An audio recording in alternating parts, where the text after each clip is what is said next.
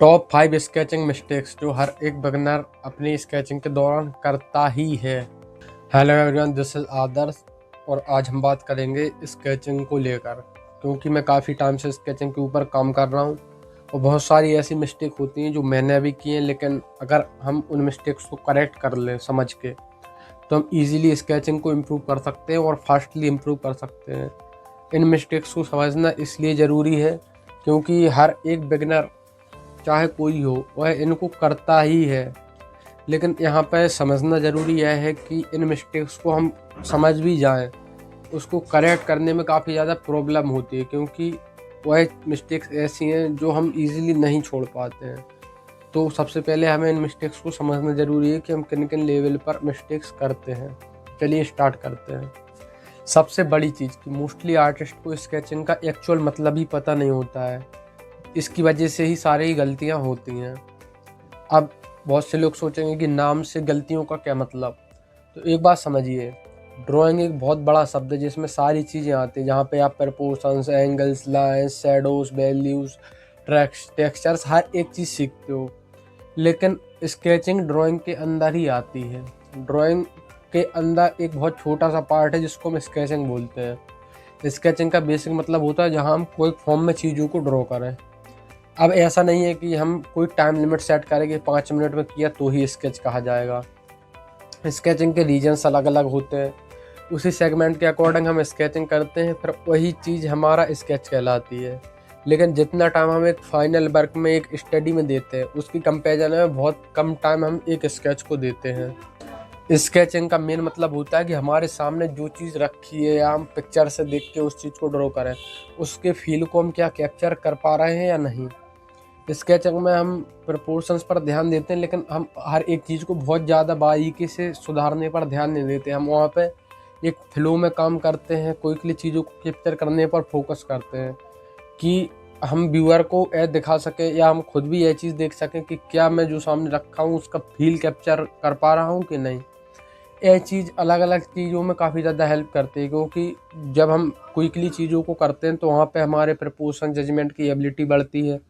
हम चीज़ों के समझना, कैसे उसको सिंप्लीफाई करना है, कैसे उसको ड्रॉ करना है, कैसे हाथ को मूव करना है, और भी चीज़ें हैं जो हम क्विकली सीखते हैं, जो long hour studies, outdoor studies और भी जगह पे हमारी हेल्प करती है।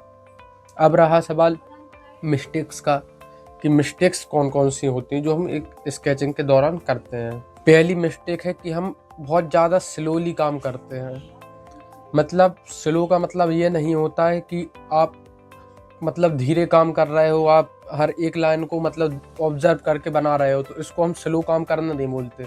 लेकिन अगर आप हर एक लाइन को बहुत स्लोली धीरे धीरे खींच रहे हो जिससे कि लाइन फ्लेक करती है, मतलब टेढ़ी मेढ़ी बनती है, तो यह हमारे स्केच में एनर्जी फील नहीं कराता है और हमारा स्केच ख़राब दिखता है।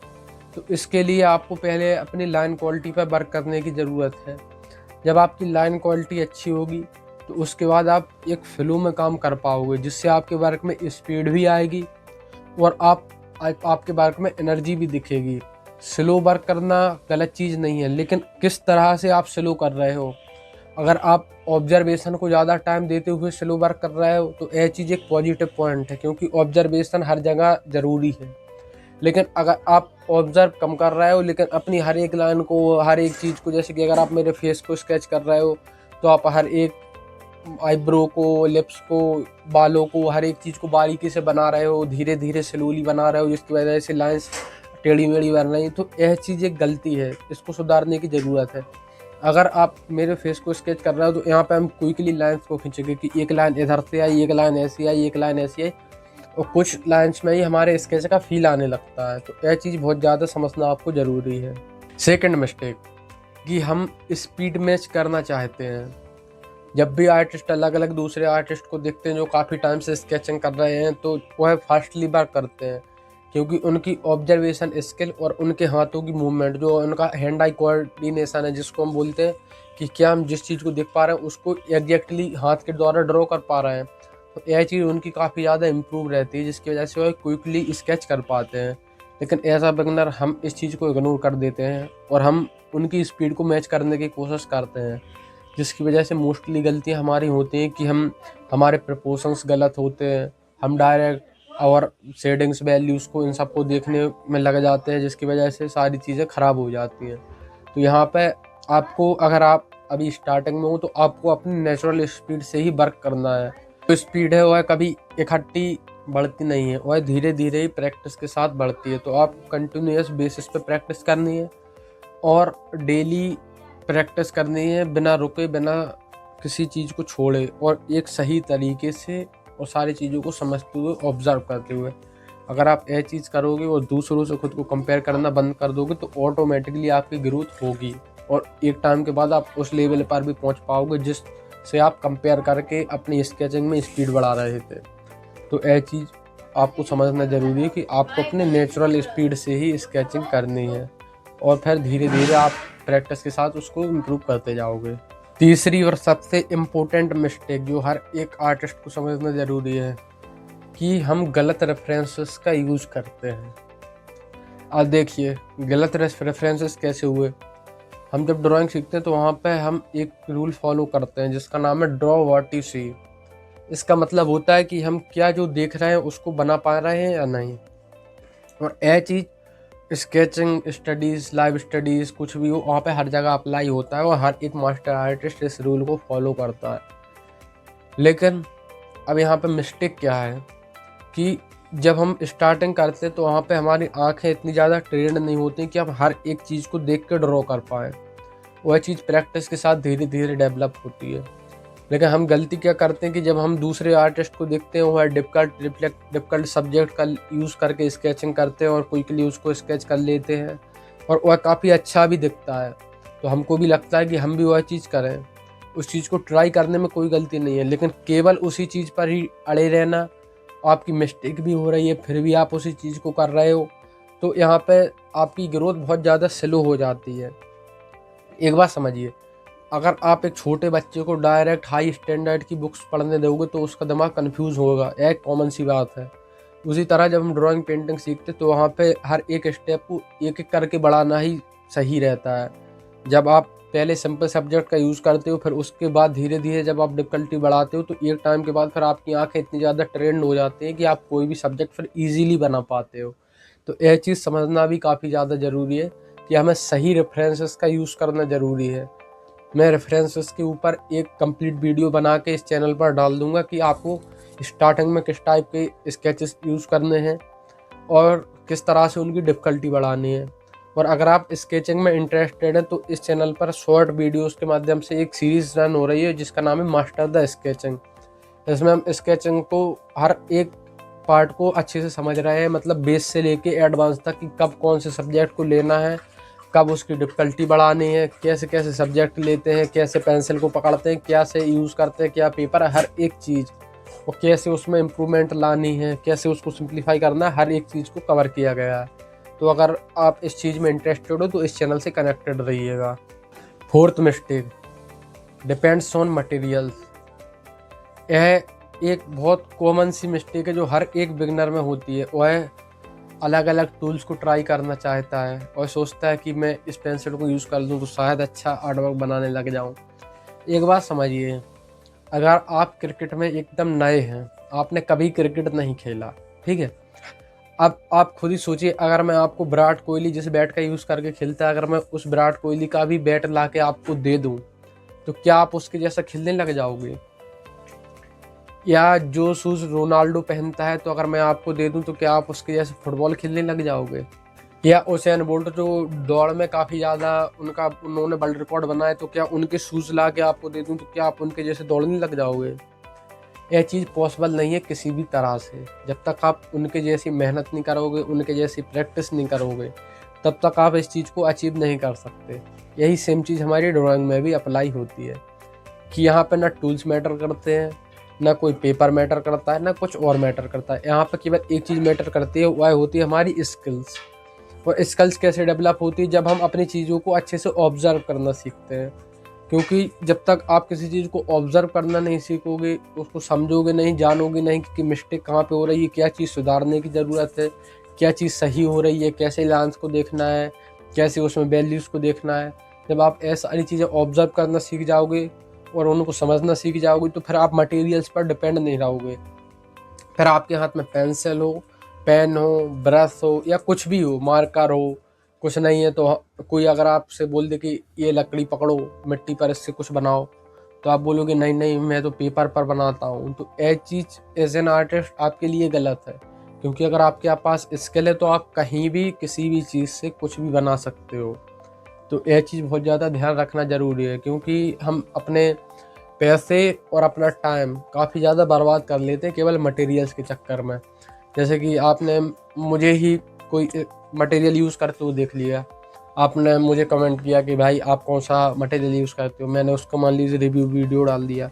हालांकि मैं इस टाइप की वीडियोस नहीं डालता हूँ, जो चीज़ नेसेसरी रहती है, जो ज़रूरी है, जो बजट फ्रेंडली रहती है, वही सारी चीज़ें मैं बताता हूँ और कहाँ उनकी ज़रूरत है उसके अकॉर्डिंग बताता हूँ। वैसे मैं ऐसी सारी चीज़ें करता भी नहीं हूँ। तो अब आपने मुझसे देखा, मैंने जैसे कि बता दिया, तो फिर आप उसी मटेरियल को लेने जाओगे। अब मैं काफ़ी टाइम से वर्क कर रहा हूँ, मेरी स्किल्स काफ़ी अच्छे लेवल पर इम्प्रूव हो गई है, तो मैं फिर मटेरियल्स को ट्राई कर सकता हूँ, क्योंकि मैं फिर देखता हूँ कि किस मटेरियल से मैं ज़्यादा बेहतर रिजल्ट दे पाऊँ। लेकिन अगर मैं स्टार्टिंग कर रहा हूँ तो वहाँ पे भी मैं बेसिक मटेरियल्स का ही यूज़ करता था। लेकिन आप जब मेरे को देख के मटेरियल्स जब महंगे लेने जाओगे तो फिर आप उसको ट्राई करके देखोगे, और उससे होगा क्या कि आपकी स्किल्स अभी उतनी ज़्यादा डेवलप नहीं है, तो आप उस मटेरियल को बार बार भी यूज़ करोगे, लेकिन आपका वो फ्लो नहीं आएगा, वो सारी चीज़ें नहीं होंगी जो मेरे वर्क में आपको दिखती हैं। तो वहाँ पे आप एक तो आपका कॉन्फिडेंस लूज़ होगा, दूसरा आपका मनी वेस्ट होगी, तीसरा उस टूल को बार बार यूज़ करने पर आपका टाइम वेस्ट होगा। एक चीज़ समझिए, अगर एक लेबोरेटरी में एक साइंटिस्ट जाता है तो वह पहले जो भी प्रोसेस करता है उसको वह लिखता है, क्योंकि उसने परफेक्टली उस चीज़ की नॉलेज ली है, उसी के बाद वह लेबोरेटरी में काम कर रहा है। वह सारी पॉइंट्स को लिखता है कि पहले मैंने ये केमिकल्स मिलाए, फिर इसको गर्म किया, इसको ठंडा किया, ये जो कुछ भी उसकी प्रोसेस है उसको लिखता है। फिर अगर वह उसमें फेल होता है तो वह फिर उसके बाद देखता है कि मेरी मिस्टेक कहाँ पे हुई, फिर वह उस मिस्टेक को करेक्ट करके अगेन सारी चीज़ें करता है। लेकिन अगर उसको यह चीज़ पता ही ना हो कि मेरी मिस्टेक कहाँ पे हो रही है, तो वह फिर अगेन फिर सारी चीज़ें दोहराता रहेगा, जिससे कि उसका टाइम भी वेस्ट होगा और जो केमिकल्स हैं वह भी वेस्ट हो गए।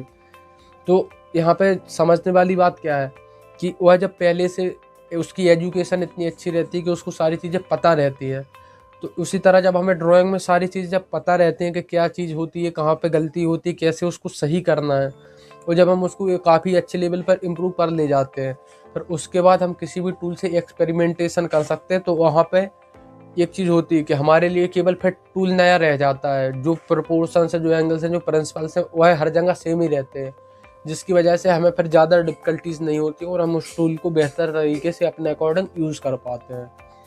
तो यह चीज़ आपको समझना ज़रूरी है कि स्टार्टिंग में आपको कॉमन से ही टूल्स को लेके प्रैक्टिस करनी है। मैंने जो स्केचिंग की सीरीज़ है उसमें टूल्स के बारे में भी बताया है कि आपको कौन कौन से टूल स्टार्टिंग में लगेंगे, और आगे हम फिर समझेंगे कि आपको जब एक एडवांस लेवल पर स्केच करने लग जाओ तो फिर उसके बाद आप क्या क्या कर सकते हो। अब जो 5th नंबर की मिस्टेक है, यह थोड़ी सी इंटरेस्टिंग समझ लीजिए आप लोग, क्योंकि जब हम आर्ट वर्क बनाते हैं तो नेचुरली एक ह्यूमन की टेंडेंसी होती है कि वह डिटेल्स को पहले देखता है। लेकिन एक आर्टिस्ट और एक नॉर्मल पर्सन में अंतर यही होता है कि एक नॉर्मल पर्सन डिटेल को देखता है, जबकि एक आर्टिस्ट हमेशा चीज़ों को सिंप्लीफाइड वे में देखता है। आप चीज़ों को जितनी ज़्यादा सिंप्लीफाइड वे में देखना स्टार्ट करोगे, उतना ही ज़्यादा आपके वर्क में एनर्जी फील होगी, उतना ही ईजी तरीके से आप उसको ड्रॉ कर पाओगे। लेकिन गलती क्या होती है कि हम चीज़ों को कॉपी करना चाहते हैं, हर एक डिटेल को देखना चाहते हैं, और ये दोनों ही गलतियां हैं कि कॉपी कर रहे हैं और डिटेल को हर एक चीज़ को देख रहे हैं। और जैसा कि मैंने स्टार्टिंग में इस चीज़ को बोला है, तो सारी चीज़ें इंटरकनेक्टेड है। अगर आप ड्राइंग को सीख रहा है तो वहाँ पे, अगर आप शेडिंग पार्ट सीख रहा है तो वहाँ पे भी ड्राइंग की इम्पोर्टेंस है। अगर आप कलर सीख रहे हो तो वहाँ पे भी वैल्यूज़ की इम्पोर्टेंस है। सारी चीज़ें एक दूसरे से कनेक्टेड है। तो आप यह मत समझिए कि यह मिस्टेक अलग है, यह मिस्टेक अलग है। आप अगर कॉपी कर रहे हो तो वहाँ पे मतलब आप डिटेल्स को तो देखोगे ही।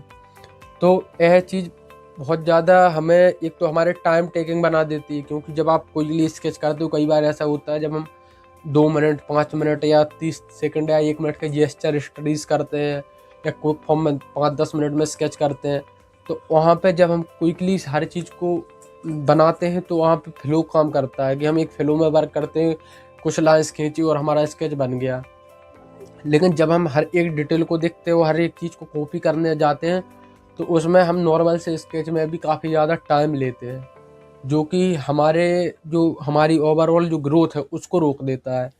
क्योंकि अगर आप किसी स्केच में 10 घंटे दे रहे हो, मतलब कहने को जैसे कि कुछ लोग होते हैं जो केवल पेन की हेल्प से या पेंसिल की हेल्प से स्केचिंग को ही काफ़ी ज़्यादा टाइटली करते हैं, तो उसमें उनको 1 घंटे 2 घंटे, जैसे कि अभी मैंने 10 घंटे स्केच बोला, उसको मैं स्केच नहीं बोलते, उसको बोलते हैं फाइनल वर्क। तो जैसे कि अगर कोई पर्सन, उसकी स्किल का जजमेंट पता किस तरह से होता है, वह इस तरह से होता है कि वह कितना फास्टली कोई स्केचेस कर पा रहा है। क्योंकि ग्रेड्स का यूज़ करके या किसी और चीज़ का यूज़ करके, ट्रेस करके कोई भी 10-20 घंटे लगा के अच्छा आर्टवर्क बना सकता है, लेकिन किसी चीज़ को 2-4 मिनट में सिंप्लीफाइड फॉर्म में और उसके फील को कैप्चर करना वही कर सकता है जिसकी स्किल्स अच्छी हो। तो स्केचिंग हर एक आर्टिस्ट की लाइफ में बहुत इम्पोर्टेंट रोल प्ले करता है, और फिर यही सारी चीज़ें हमारे फाइनल वर्क्स में और भी जगह रिफ्लेक्ट होती है। अब जैसे कि एक बात बताइए कि अब जैसे कि स्केचिंग की थोड़ा इम्पोर्टेंस समझते हैं कि स्केचिंग अगर आप कर रहे हो, तो उससे जैसे कि मैंने बोला प्रपोर्शन, जजमेंट एबिलिटी, चीज़ों को देखने की एबिलिटी, हैंड आई कोऑर्डिनेशन, काफ़ी सारी चीज़ें डेवलप होती हैं। अब मान लीजिए आप एक कंपटीशन में गए, वहाँ पे आपसे बोला गया कि आप कुछ ड्रॉ करना है, लेकिन आप सोच रहे हो कि यार मैं कैसे ड्रॉ करूँ, मैं तो ग्रिड्स का यूज़ करके प्रैक्टिस करता हूँ, मैं तो सारी चीज़ें बहुत अच्छे से एक एक चीज़ से बताता हूँ, तो वहाँ पे आप फेल हो जाओगे। लेकिन अगर आप स्केच किए होगे और स्केचिंग पर अच्छे से काम किए होगे, तो आप इस चीज़ को कर लोगे और शायद कंपटीशन जीत भी जाओ। क्योंकि जब स्केचिंग आप करते हो तो वहाँ पे यह मैटर नहीं करता कि आप स्केच को कितना टाइम दे रहे हो, वहाँ पे यह मैटर करता है कि आप कितने ज़्यादा स्केचेस बना रहे हो। वहाँ पे क्वालिटी मैटर नहीं करती, क्वांटिटी मैटर करती है। जब आप क्वांटिटी पर काम करोगे और ऑब्जर्वेशन को सही रखोगे, ऑब्जर्वेशन के साथ काम करोगे, तो ऑटोमेटिकली आपकी क्वालिटी इंक्रीज़ होगी, और इतनी अच्छी इंक्रीज़ होगी कि जो बंदा घंटों लगाता है उससे काफ़ी अच्छा वर्क आप कुछ ही टाइम में बना ले जाओगे। तो ये सारी चीज़ें आपको अपने वर्क के दौरान समझना ज़रूरी है। आई होप कि आपको इन सारी मिस्टेक्स में अच्छे से समझ में आ गई होंगी। तो अब आप जब भी स्केच करिएगा, तो वहाँ पे एक चीज़, जैसे कि मैंने अभी बोला रिसेंटली, कि आपको क्वालिटी से ज़्यादा क्वांटिटी पर वर्क करना है। मतलब डिटेल्स, शेडिंग, वैल्यूज़, इन सब को छोड़ के फर्स्टली आपको ड्राइंग वाले पार्ट पर अच्छे से काम करना है। और स्केचिंग एक ऐसी चीज़ है जो क्विकली हो जाती है, तो वहाँ पे आपको ये नहीं कि आप 6 घंटे 10 घंटे प्रैक्टिस चाहिए। आपके पास आधा घंटा है, 1 घंटा है, आप उतना डेली स्केच करते हो, तो उतने में ही आपकी स्केचिंग कुछ ही टाइम में इम्प्रूव होती है, आपको खुद ही दिखेगी। और अगर आप स्केचिंग के बारे में और भी जानना चाहते हो, ड्राइंग के फंडामेंटल्स के बारे में जानना चाहते हो, जिसकी वजह से स्केचिंग और ज़्यादा इन्हेंस होती है, क्योंकि जो स्केचिंग, जैसे कि मैंने बोला, वो ड्राइंग का ही पार्ट है। तो जब हम ड्राइंग के फंडामेंटल्स पर डीपली वर्क करते हैं, तो ऑटोमेटिकली जो हमारी स्केचिंग, उस पर भी इम्पैक्ट पड़ता है, और हमारी ऑब्जर्वेशन भी काफ़ी ज़्यादा बढ़ती है। तो उससे रिलेटेड वीडियोस भी मैं कंटिन्यूसली इस चैनल पर डालता रहता हूँ, तो आप उन वीडियोस को भी इस चैनल पर देख सकते हो। तो इसलिए इस चैनल से कनेक्टेड रहिएगा। तो चलिए अब मिलते हैं नेक्स्ट वीडियो में।